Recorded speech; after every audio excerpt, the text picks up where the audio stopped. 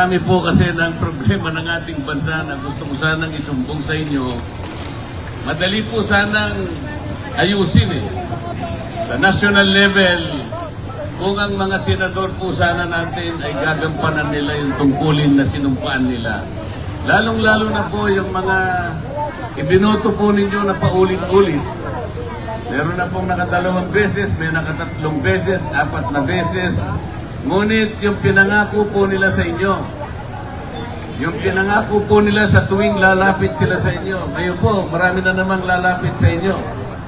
At pangangakuan na naman kayo na kayo po ay kanilang paglilingkuran ng buong katapatan. Mura po ba ang presyo ng bilihin ngayon?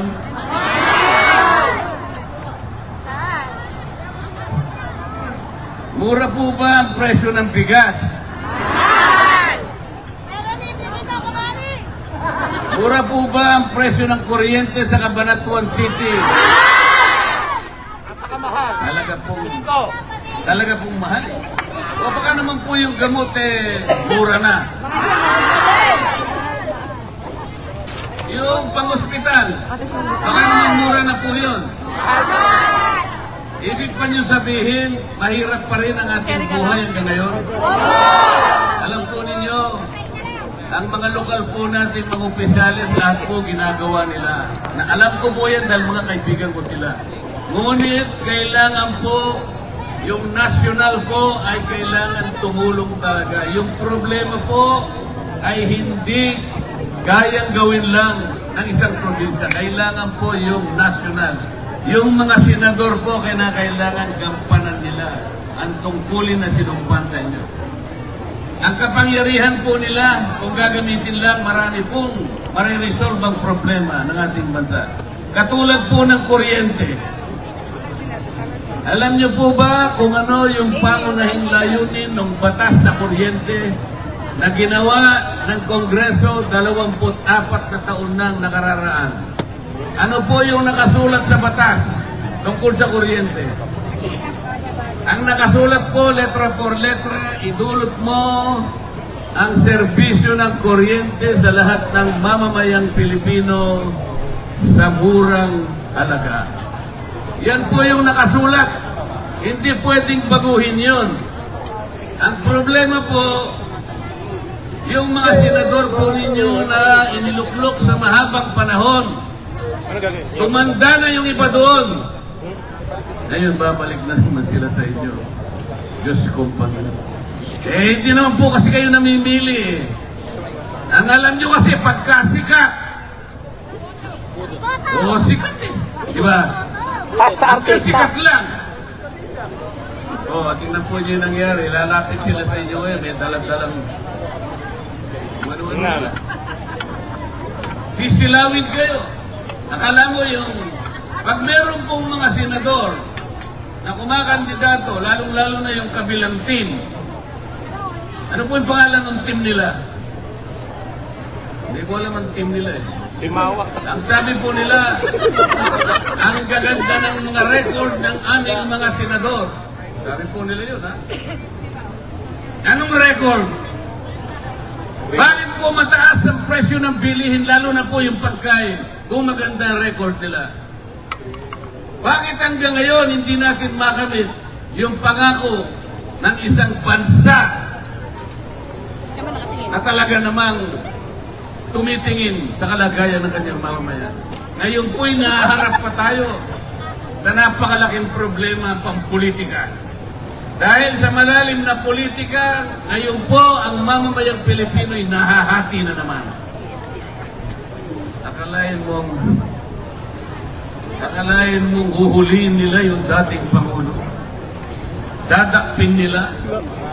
Wala man lang ipinakitang warrant of arrest, dadakpin siya pagkatapos dadalhin doon sa pinakamalayong bansa. Malayong-malayo sa atin. Gawain ba ito ng Pilipino? Yung presidente po ng Israel, ang pangalan Benjamin Netanyahu, nauna pa pong na-issuehan yun ng warrant of arrest ng ICC. Pinadaan din sa Interpol. Maraming napatay yun sapagkat kira sa kanila. Bomba rito, missile dito, missile doon. Walang pinipili po yung missile, yung mga bomba. Kahit sanggol, matanda, civilian, kahit sino. Kahit eskwela, kahit ospital, pag tinamaan ka ng bomba at saka missile, talagang sabog, pati kaluluwa mo. Ganon din po yung presidente ng Russia, Vladimir Putin. Nauna pa po siyang inisyuan ng warrant of arrest ng ISIS. Hanggang ngayon ay hindi po hinuhuli. Bakit po? Sapagkat wala mang isang mamamayan ng Russia o mamamayan ng Israel ang nakipagsabwatan sa ISIS. Ang nakipagsabwatan lamang po, Pilipino. Ang ating pong hustisya, ang ating hukom ay malaya, bukas, gumagana, umaandar ang ating mga hukuman. Magmula sa pinakamababa hanggang sa kataas-taasang Korte Suprema. Kung nagkasala po ang isang Pilipino, kung nagkasala man ang Pangulong Duterte, kung nagkasala, litisin po natin, usigin po natin, atulan po natin sa pamamagitan ng batas ng ating bansa. Ang ICC po wala ng jurisdiction. Wala ng jurisdiction dahil kumalas na tayo. Ngayon po ang Pangulong Duterte may sakit. Hindi maganda ang kanyang kalusugan. Nag-iisa siya. Kahapon, nag-birthday siya. Napakalungkot na birthday. Kahit sino naman siguro. Ang layo-layo mo sa pamilya mo, ang layo-layo mo sa mamamayan mo. Magbe-birthday kang mag-isa mo, hindi mo malaman bakit ginawa sa iyo ito. Bakit nilapastangan ang kanyang pagkatao at ang kanyang karapatan. Pilipino. Ipagkakanulo ang kapwa Pilipino. Nang dahil lamang sa politika. Bago nangyari ito, inimpis nila yung kanyang anak, ang Vice President. Naghihintay lang sila ng tamang panahon. Kapag marami silang nakuhang boto sa Senado, maniwala kayo sa akin, tatanggalin nila ang Vice President. 16 na boto ang kailangan nila. 16. Pag nakuha nila yung 16, wala na tayong Vice President.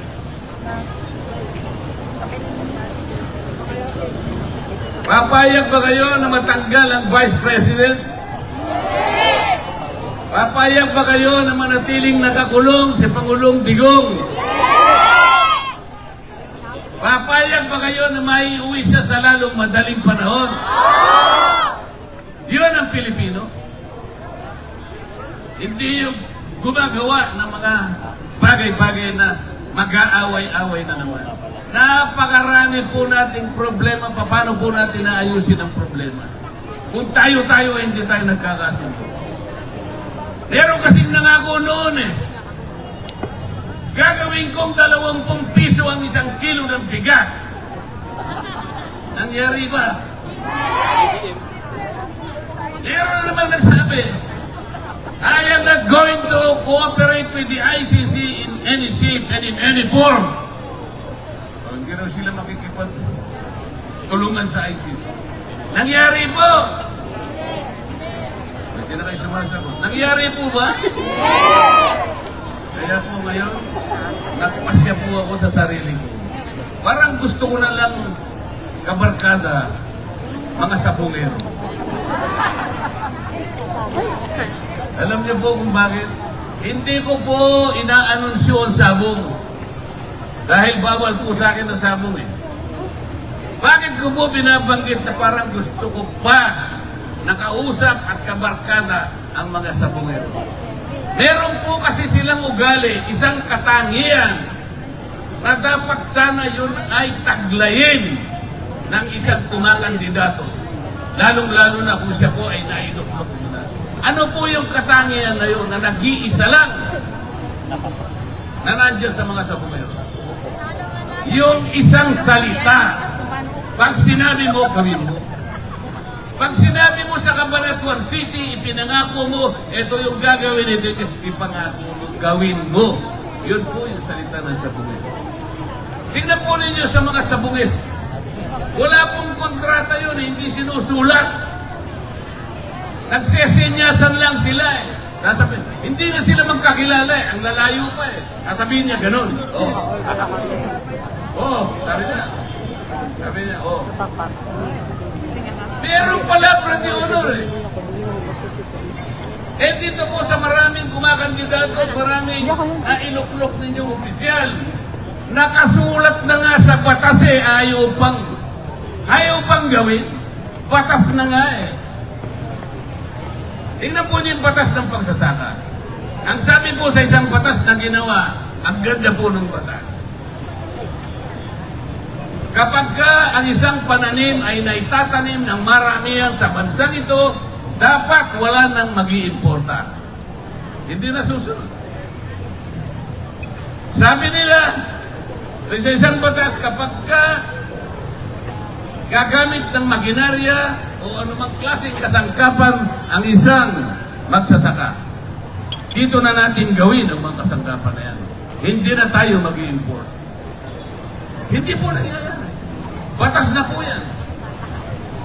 Meron pang isang batas sinasabi, yung kabuuang loanable fund ng mga bangko, yung 25% ipautang mo sa mga magsasaka at mga beneficiaries ng agrarian reform.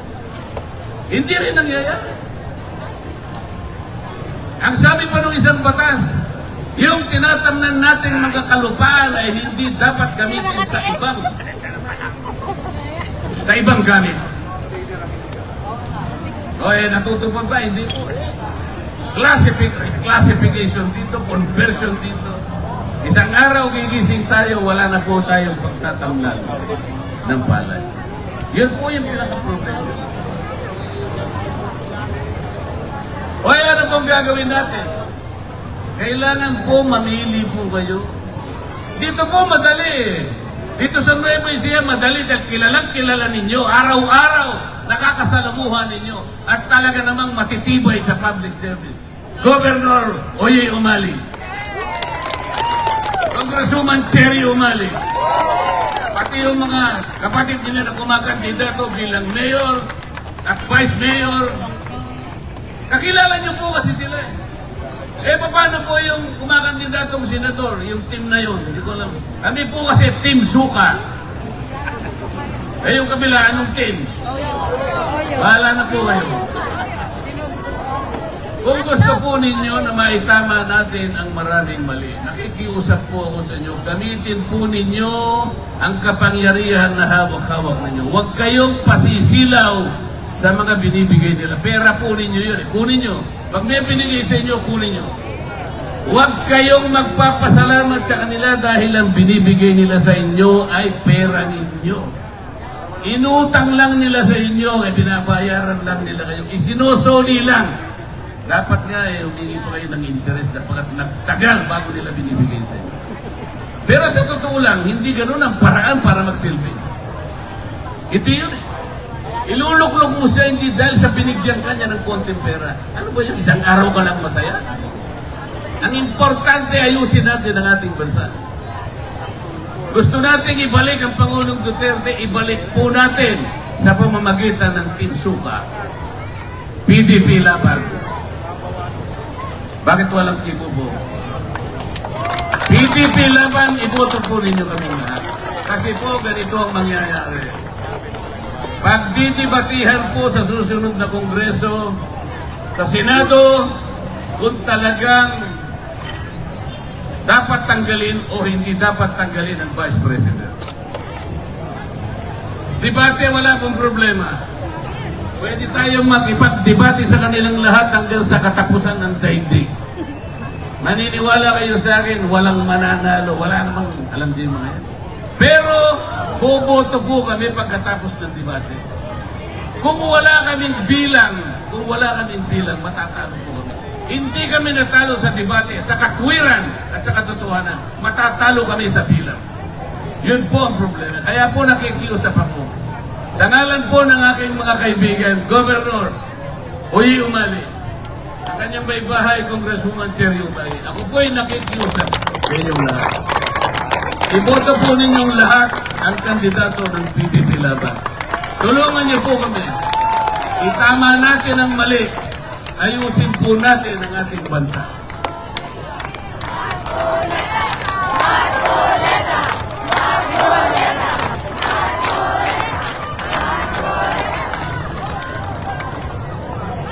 Huwag na po kayo papayag na gano'n na naman ang mangyari. Sikat po silang lahat. Magagaling po silang gumawa ng pelikula. Pero sa tunay na buhay, kahit 1,000 direktor meron sila, hindi po sila makakagawa ng matulungan. Lalong-lalong hindi nila magagawa kung paano ipatutupad yung batas. Dahil ang Senado po natin ngayon walang iniwan sa isang niluto. Hindi natin alam ngayon kung anong pangalan ng Senado kung ang pag-uusapan ay luto. Iba-iba po kasi. Iba-iba ang sahog eh. Iba-iba ang sangkap. Kayo po ba ay magluluto, pagsasama-samahin nyo ang magkakaibang sangkap para makapagluto lamang kayo at pagkatapos nyo mahihain sa inyong mesa, tatanungin kayo ng mga anak ninyo. Nay, ano po ba itong niluto ninyo? Ang isasagot nyo ba, mga anak, huwag na kayong magtanong, basta kainin ninyo yan. Hindi po pwede yun. Hindi nila pwedeng kainin yun dahil hindi nila alam kung ano yung niluto mo. Ganyan po yung Senado ngayon. Halo-halo! May kengkoy, may... bakit po ako nakikiusap na dalhin niyo ako doon? Dante Marcoleta, bakit po? Kailangan dalhin niyo po ako doon para ako po ang inyong magic sarap. Sarap mo! Baka po kahit anong klaseng luto yan magkaroon man lang ng lasa, mga kababayan, taga-kapatid. At mula po sa lasa na yan, pinanangako ko po sa inyo. Magkakaroon tayo ng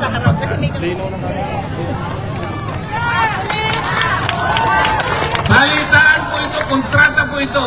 Ako po ay hindi sabungero, ngunit may katangian ng sabungero, nakatangian ko rin. Pag sinabi ko, gagawin ko. Babalik po ako dito sa lugar na ito. Sana mas marami pang tao sapagkat pagbabalik ko, sa tulong po ninyo, isang ganap na senador na ako ng ating bansa. Maraming salamat po.